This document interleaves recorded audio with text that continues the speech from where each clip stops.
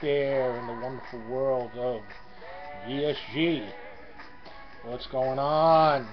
It's your favorite PanchitoBear, aka Marvin Camillo Valentine.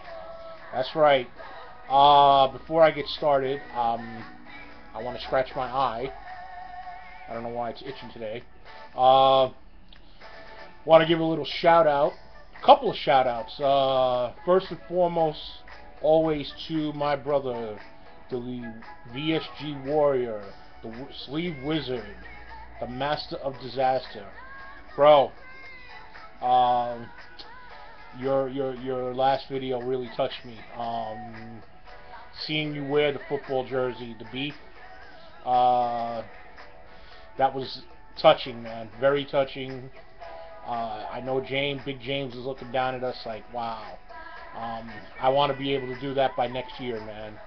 Now, of course, I have to reach out to Sue, who, in a romantic, foolish gesture, I gave her my jersey to hold. I swear, I hope she has it, because if she does, then I guess I'll have to be nice to her.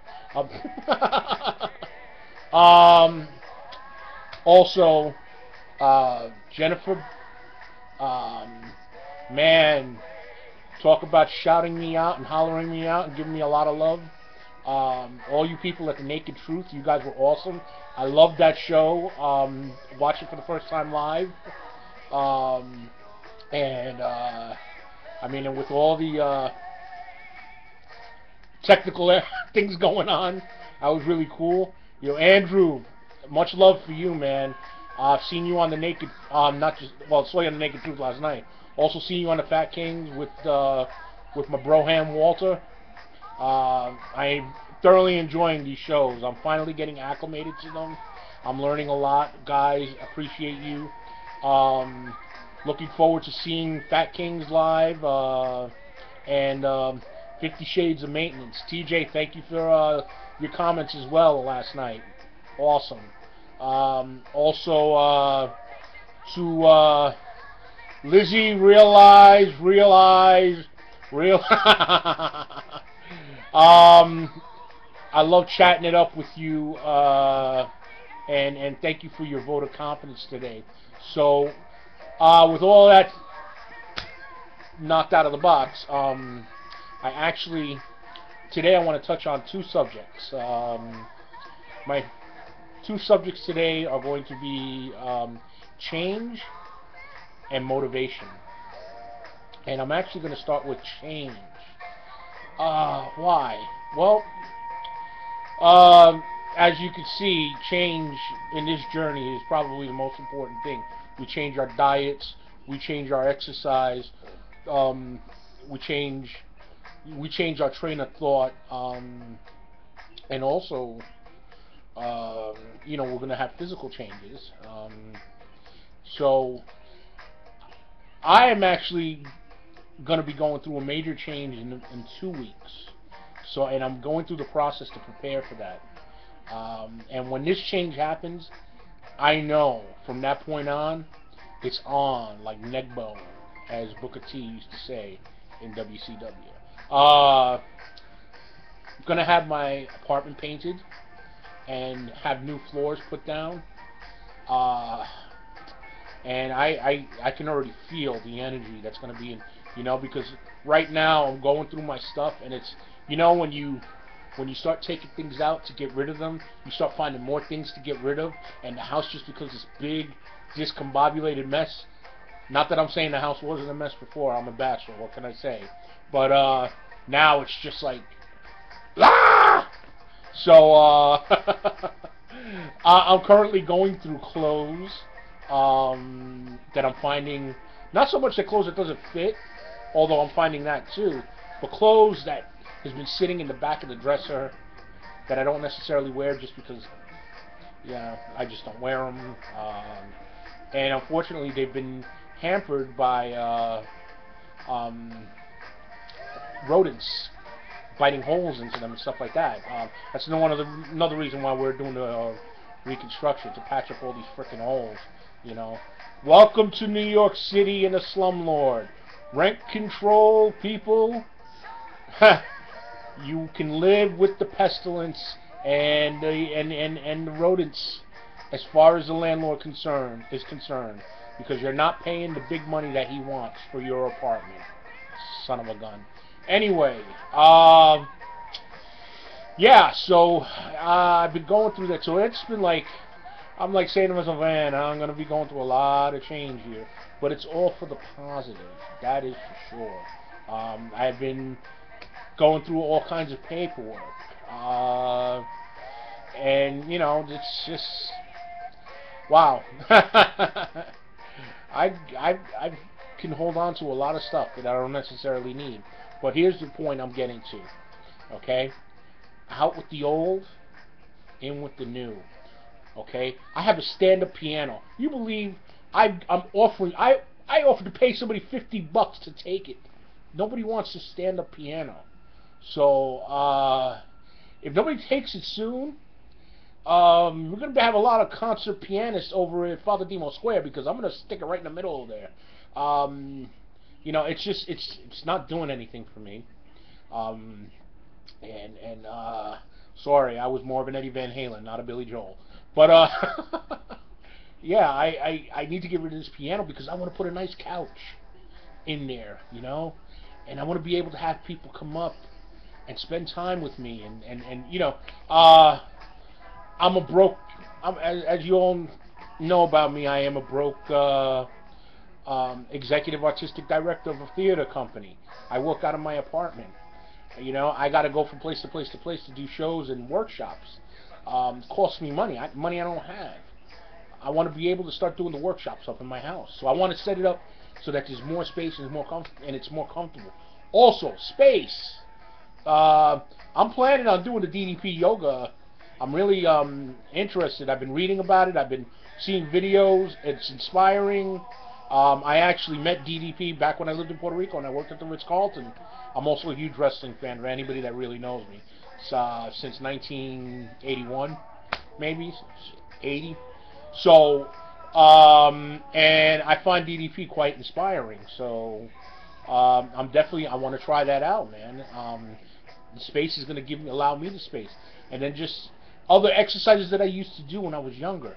You know, I know some people say crunches are bad for you, but you know what? The crunches worked for me, and they may work for me again. So I'm going to start doing that again. So yes, so change is good. Change is beautiful. And I have nice white walls. They're white now, but they're dirty white. You know, I actually want white walls, you know. Yeah. It's going to allow Casanova to maneuver more in the apartment, too. And a happy Casanova is a happy marble.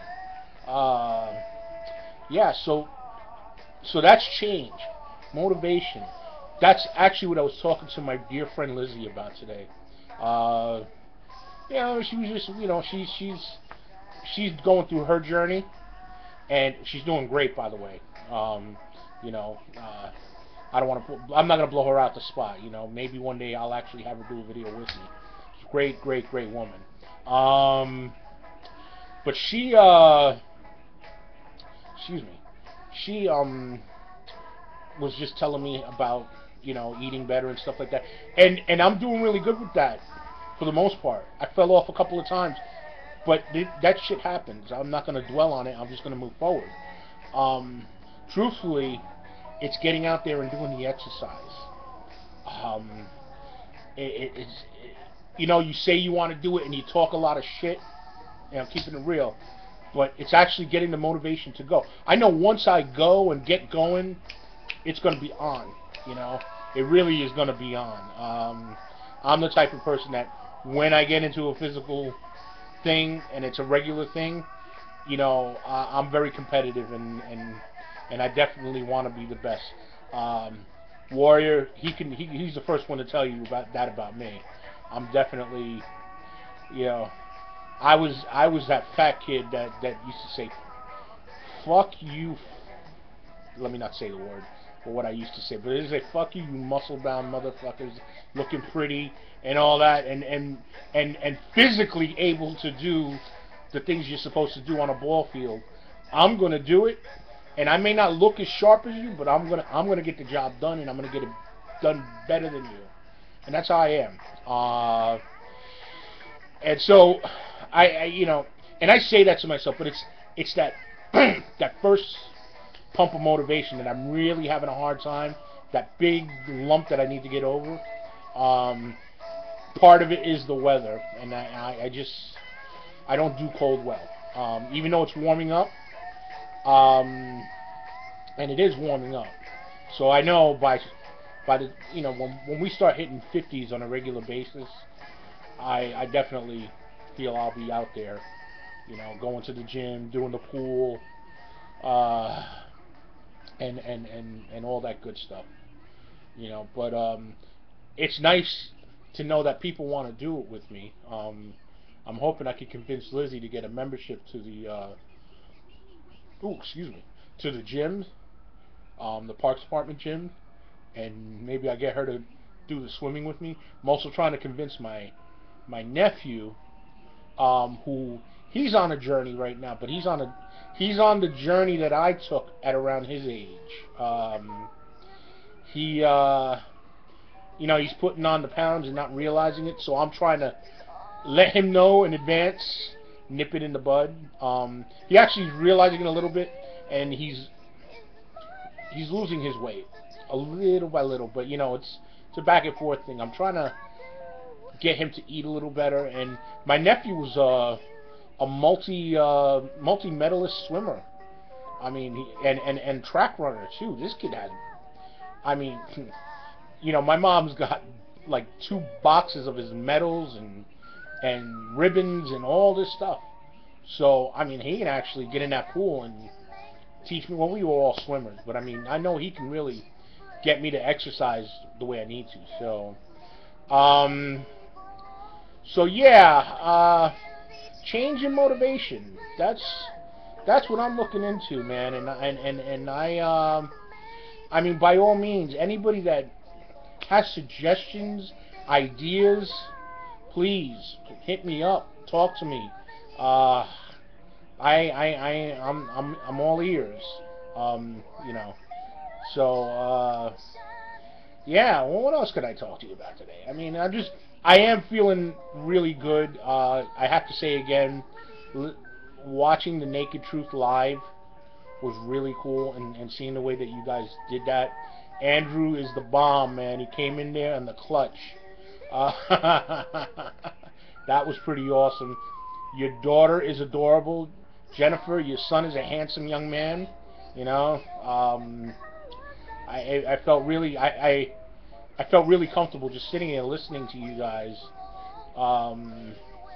And you're all wise beyond your words. Lacey, you are hilarious, and I look forward to getting to know all of you guys more. Yeah, when this, I mean, I feel, I don't know, I guess I'm just, it feels nice to be a part of something, when, you all along, I guess, I don't know if maybe you guys felt this, but me, there was always that, well, you're a part of it, Marvin, but,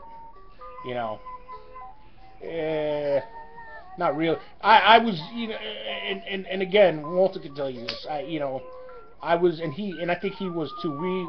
We used to be like, you know what, fuck it, we're not gonna be a part of it. We're gonna make you guys be a part of us and do our own thing, and because we both kind of felt like, if we're gonna be a part of their shit, then we're gonna be the the payasos. So I'm talking Spanish here. The ass clowns that they can all go, ah, hey, if we lay them on their back, they can't get up like turtles, and we're both too smart for that shit. One thing that I learned from Walter at a young age, and I'm talking about when we were like 11, 12,